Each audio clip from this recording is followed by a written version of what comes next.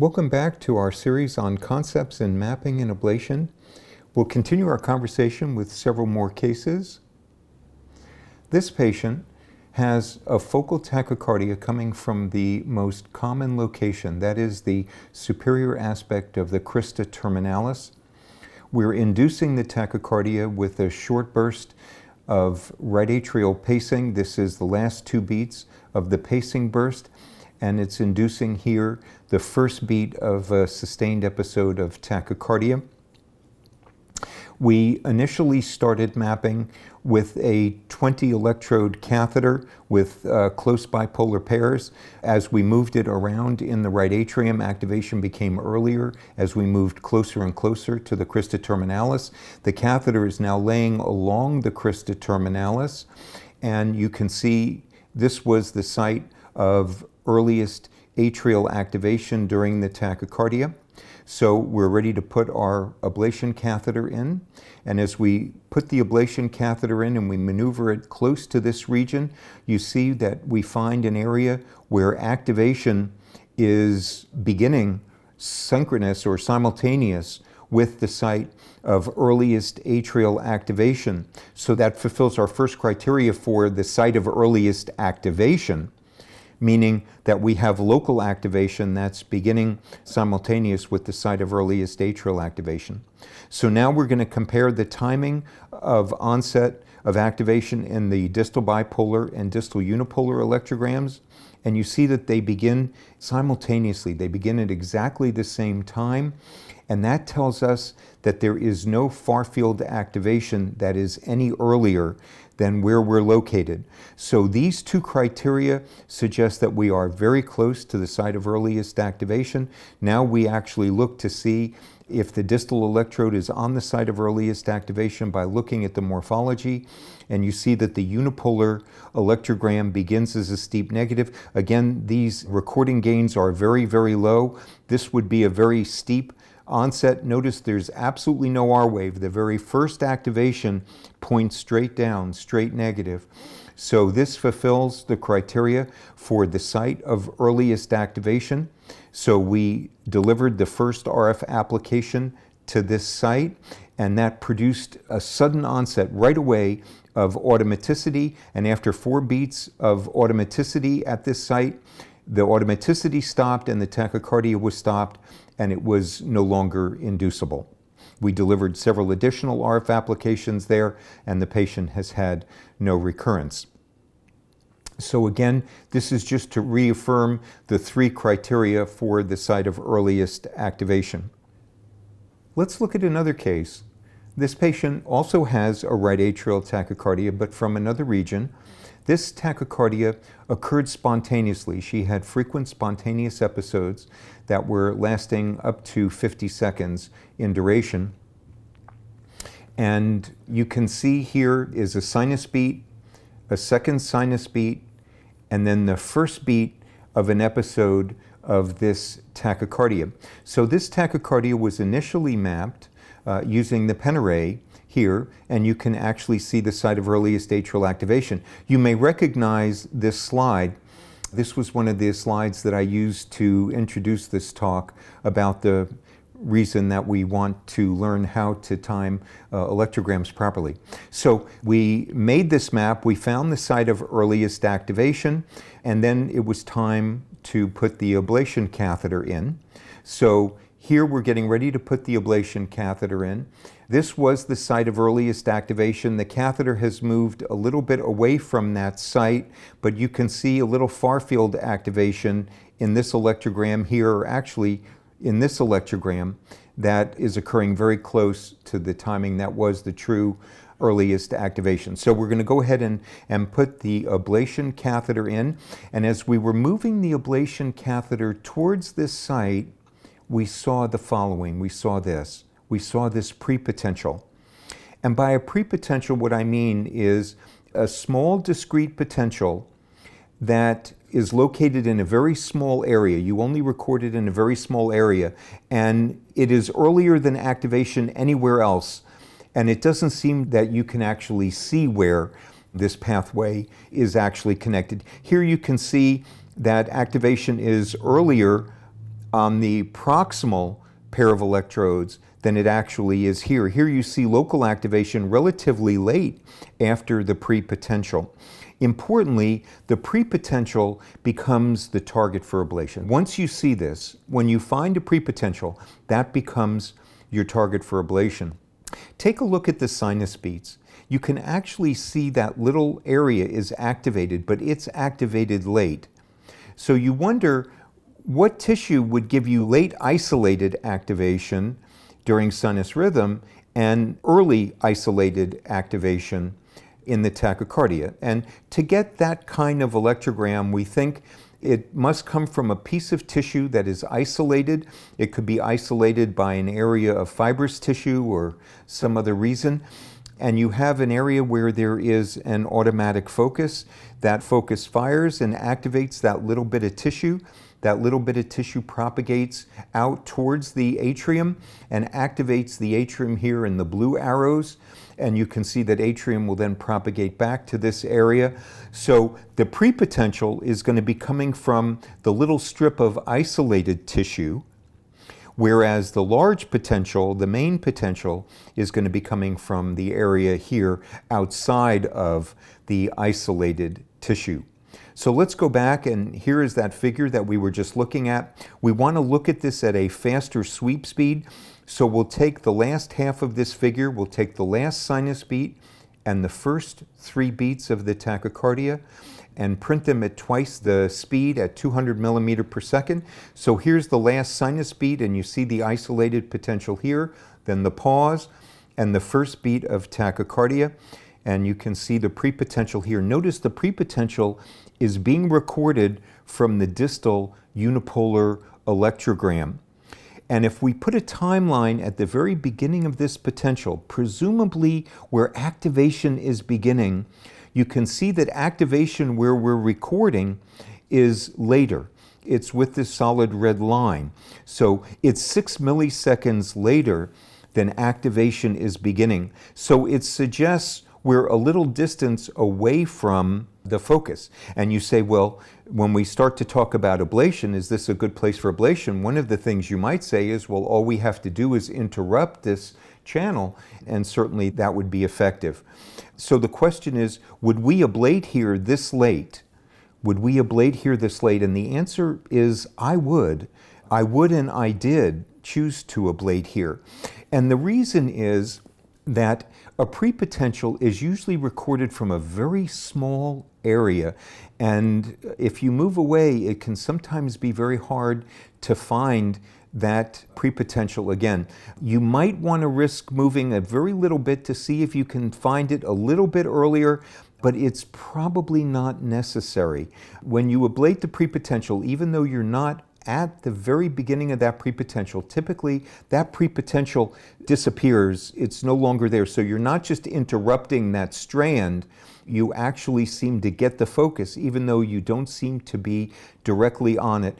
And I suspect the reason is that this strip is probably relatively small and that the lesion will reach the focus as well as this area. Typically, as long as you're recording the potential from the distal unipolar electrogram, that's the key, because the lesion never reaches as far as the second electrode. So you must record the target from the distal unipolar electrogram. As long as you're recording the pre-potential on the distal unipolar electrogram, that should be a successful ablation site. In fact, we did ablate there. The first RF application was successful.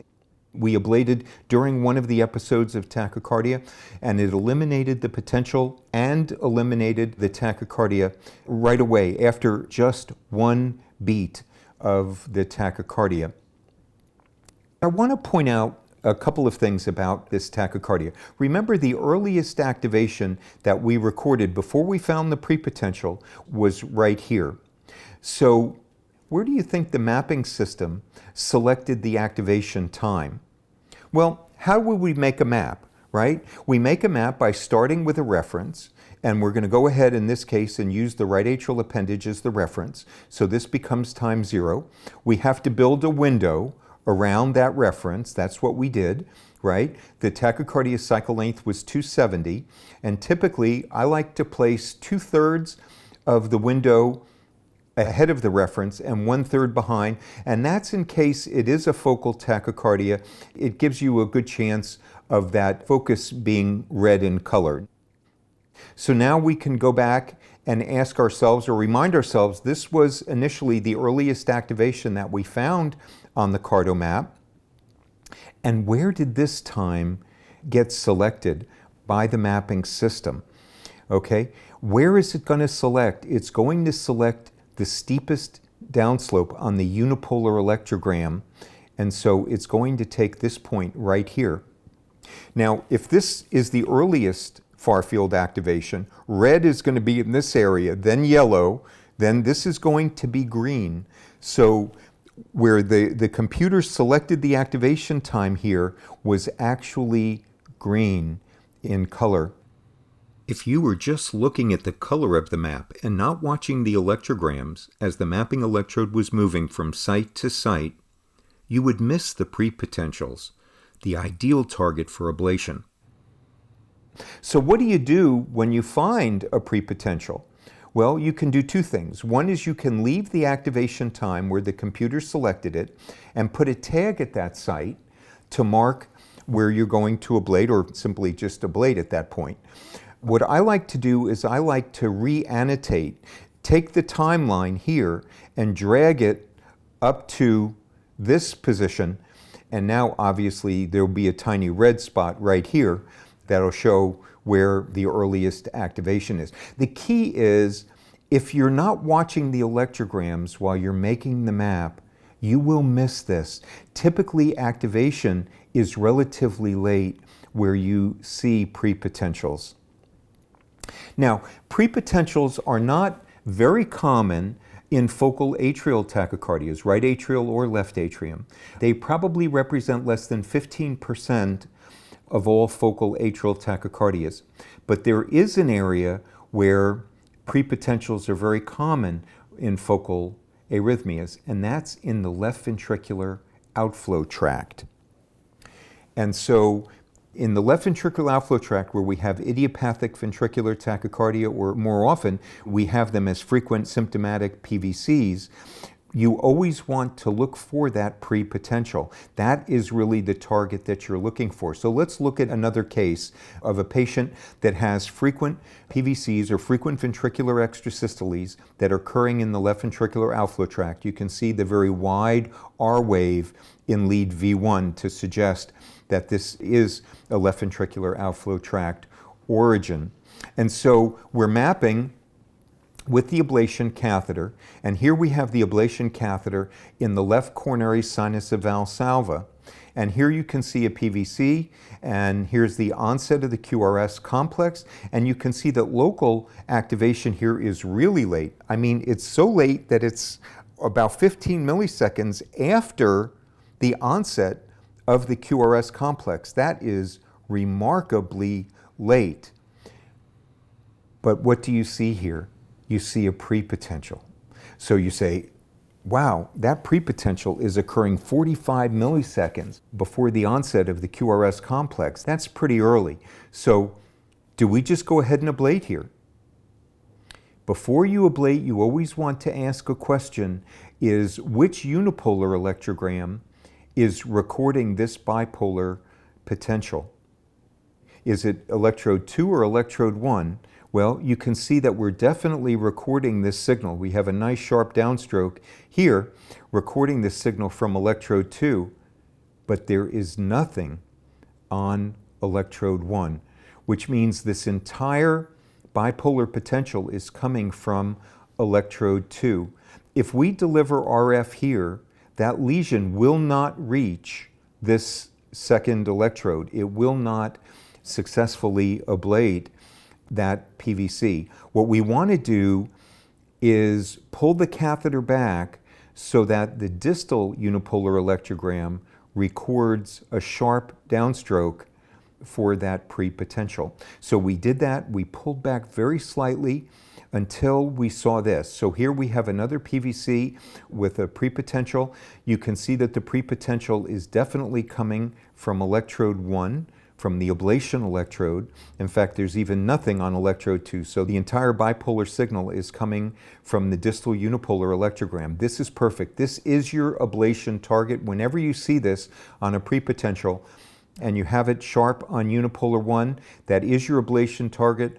RF1 was successful. How quick? We don't know, but as soon as we turned on RF, after that we did not see any PVCs. So, whether it was instantaneous or whether it took a second, don't know, but the PVCs did not return. We did do a couple of additional RF applications just to be sure, and this patient has not had a recurrence. So it's worth asking an interesting question about this electrogram. Where did the mapping system select the local activation time here, and what color would it put on the map? Well, it's going to select the steepest downslope, which is going to be right here. And so what color is that going to be on the map? Wow, it's going to be a very late color. You would not have any idea that you are looking at the target unless you're watching the electrograms while you're mapping. You're looking for a prepotential or an early signal that was not picked up by the mapping system. So that's critical. So what did I do in that setting? I just dragged the timeline earlier to annotate this timing. Now this is bright red right at this site. And as I mentioned, one RF application here completely eliminated these PVCs. So how do we time very complex electrograms, electrograms that are low amplitude and have multiple components? Let's look at this case. This is a 37-year-old man with an incessant tachycardia coming from the left atrial appendage. We're mapping using an ablation catheter in the left atrium through the transeptal approach. So the catheter is now in the left atrial appendage. Here's the proximal bipolar electrogram, the distal bipolar electrogram. We spent almost 40 minutes in the left atrial appendage, and this was the earliest electrogram that we could find, beginning about 70 milliseconds before the onset of the P wave. But what's the local activation time here? How do we select that local activation time? Well, we start with the bipolar electrogram, because the bipolar electrogram will exhibit a sharp component at sites that are local activation. So if we look at this bipolar electrogram, there's a sharp component here and a sharp component here, and possibly you could argue that maybe there is a sharp component here.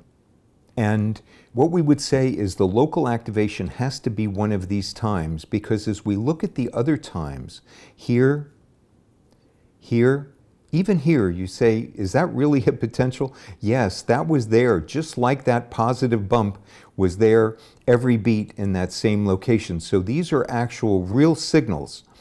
But in the bipolar electrogram, they're small and rounded, they're far field. So we can exclude those potentials and say that the local activation has to be associated with one of the sharp components of the bipolar electrogram. So having said it has to be one of these three times, we can now look at the unipolar electrograms. So we'll add the unipolar electrograms. So here's Uni 2, here is Uni 1. Obviously we're going to want to time unipolar 1. So we know it has to match one of these three times. So in our mind's eye, we can drop a timeline down with each of these downstrokes here. And you can see that we have a sharp component here. We have a little bit of sharpness here and not very sharp here. The actual sharpest area is right here. Here is where you would select the local activation time, and here's where the mapping system chose as the time of local atrial activation. There might be a time where you might want to choose this as the local activation time. You can see the bipolar signal, if anything, is a little bit sharper here than it is any other location. But the unipolar electrogram is certainly less sharp, and the computer is going to select the sharpest time. Well, why might you want to choose this as the local activation time? Well, whenever you see double potentials with this much time in between, it's very likely there is a line of block. And in this map, there was a line of block. And on this side, the color was red, and on this side, the color was blue. Let's say when we recorded this electrogram, the catheter was positioned on the blue side of the line of block. In other words, all of the points that surrounded this catheter site were all blue. You would want to manually annotate and switch to the blue site. Well, how could this be the site of activation if the slope is a lot less on the unipolar? One possibility is that there is an endocardial scar separating the electrode from the myocardium, generating the potential. The wavefront that's traveling at this site is separated from the electrode by that scar, so it's going to be a distance away, and also with the scar in between, that's also going to diminish the sharpness of the signal. So both the distance and the scar would reduce that. So in that case, you would select this as the time. In this case, it turned out that the catheter was positioned on the red side of the line of block, and so this was the correct activation time. Well, what if we wanted to time electrode 2? How would we time electrode 2? Well, we would start with the bipolar electrogram. We would use the same bipolar electrogram. So bipolar 1, 2 would also be the bipolar electrogram we would use for picking the possible sites of local activation. And again, it would give us these same 3 sharpest potentials. And if we were to let our mind's eye drop a timeline down, we would see that this signal is very sharp on the unipolar electrogram. The timing with this bipolar potential, there's nothing here, so it's not at this location. And for this bipolar electrogram, there's no significant downslope on the unipolar electrogram here. So this one is easy. The first potential would be the local activation time. Well, let's say you were to say, wait a minute, Sonny, we're always going to the unipolar electrogram. Why even bother with the bipolar? If we're going to time it, let's just time the unipolar electrogram. Well, let's look at what would happen if we just looked at the unipolar electrogram. So here's the unipolar electrogram, and I'm going to blow this box up here, and let's actually take a look at it. What would the computer see? The sharpest downslope is actually right here. And the second sharpest downslope is actually right here. So we would be inclined to probably pick this first blue arrow here as the local activation time. And that location fits right here. So if we were to look at this, what do we see on the bipolar electrogram for these 2 times? There is no sharp component to the bipolar electrogram. So if there's no sharp component to the bipolar electrogram, what does that tell us about these sites? These sites are far field. These are far field potentials. So if we just looked at the unipolar electrogram, we would pick a far field potential. It is extremely common in scarred areas for far field potentials to be the largest, sharpest potentials rather than actually the local potentials. I'll show you an extreme example of that. If we look at this bipolar electrogram, you can see a ventricular potential because the left atrial appendage lays over the left ventricle. So you can see we're not far from the left ventricle, but you see how rounded this electrogram is. That tells us this is certainly far field.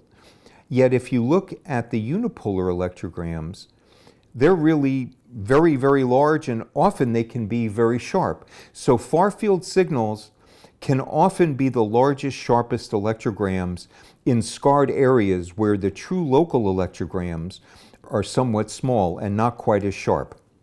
So when timing electrograms, you always first look at the bipolar electrogram, and you do that to exclude all the far field areas. Then you ignore the far field areas, you just look where there are sharp components on the bipolar electrogram, and then you pick on the unipolar electrogram the steepest slope of the sites that correlate to the sharp components on the bipolar electrogram. Okay, so how do we select an ablation site for this patient? Remember I mentioned that this was the earliest electrogram that we could find looking everywhere along the endocardium in the left atrial appendage. So the question is this close enough to ablate? You might notice that even though I said I always show the earliest far field signal, I haven't shown you that on this patient. But I always keep the marking for the timing of the earliest far field signal. And here was the reference that we were using, and the earliest far field was here. So if this is the earliest far field, the earliest local activation that we could find was right here, which is 20 milliseconds after the earliest far field. That is way too far away to be successful at ablating. So the question is, where is earliest activation? Well, since we looked all over the endocardium, and this was the earliest local activation that we could find, and it was 20 milliseconds later than the earliest far field, the earliest activation must be deep, somewhere deep to the endocardium, either mid-myocardium or epicardial or subepicardial, but certainly deep to the endocardium. So we decided to map epicardially and see what we could find. So here you see an angiogram of the left atrial appendage here in the RAO projection and in the LAO projection. And you can see the catheter that was placed into the pericardium through the subxiphoid approach here. So this is the epicardial catheter, or the catheter in the pericardium. And we mapped epicardially, and this site was the site of earliest activation. And you can see that this site is located near the tip of the appendage here and at the lateral aspect of the appendage. So let's look at the electrogram here. So remember, when we were mapping the endocardium, the earliest far field that we could record was 120 milliseconds before the reference. So we always start with that as the earliest far field signal. When we went to the epicardium and we mapped around the epicardium, we did not find an earlier far field. So this remained the timing of the earliest far field signal. And we did find local activation beginning very close to the timing of the earliest far field signal on the epicardium. So let's move this to the center of the screen here. And notice that we are recording this potential from the unipolar tip electrode. And the timing of activation here is only 3 milliseconds after the earliest far field. So this is actually very, very close to where we would expect earliest activation to beginning. So the question is, would you ablate here? And we thought, absolutely. This is definitely an ablation site. So here we are. Here you see that little potential at the beginning that timed with the earliest far field. And here you see that earliest potential. And here was the onset of RF application. If we take the interval between these earliest potentials and look at the next site, it takes us right here. And you could see that this potential here became very, very small, almost gone, and there's no atrial activation here.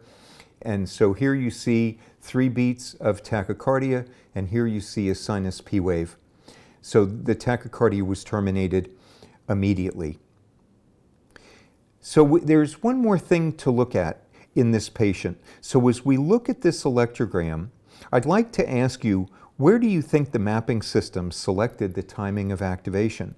Well, it's going to take the steepest downslope on that unipolar electrogram. It took it right here. So the color wasn't red, it was actually yellow here, right? Because it didn't take red. So if you weren't watching the electrograms, if all you were doing is looking at the color in the map, you wouldn't know to see this and find this. This almost looks like a prepotential, but it isn't, because notice it isn't before the earliest far field. It's only a pre-potential if it's before activation everywhere else. So this is simply the site of earliest activation. Again, the computer did exactly what it was asked to do. It selected the steepest downslope, but by watching the electrograms, we realized this was here, and so we can take the timing and manually annotate over to here. It now becomes deep red at this site, and of course ablation here you saw was instantly effective. So what is the take-home message from this case? With a focal tachycardia, if you have multiple sharp potentials, you want to annotate the first potential, the earliest potential. Now this is not true for macro reentry. This is not true for macro reentrant atrial tachycardia. There you want to go ahead and annotate the one that you think is truly the local activation. But for focal tachycardias, if there are multiple sharp components, always select the first component for the map. I hope that this program will be helpful to you in selecting the local activation time in your future maps. Thank you so much for joining us.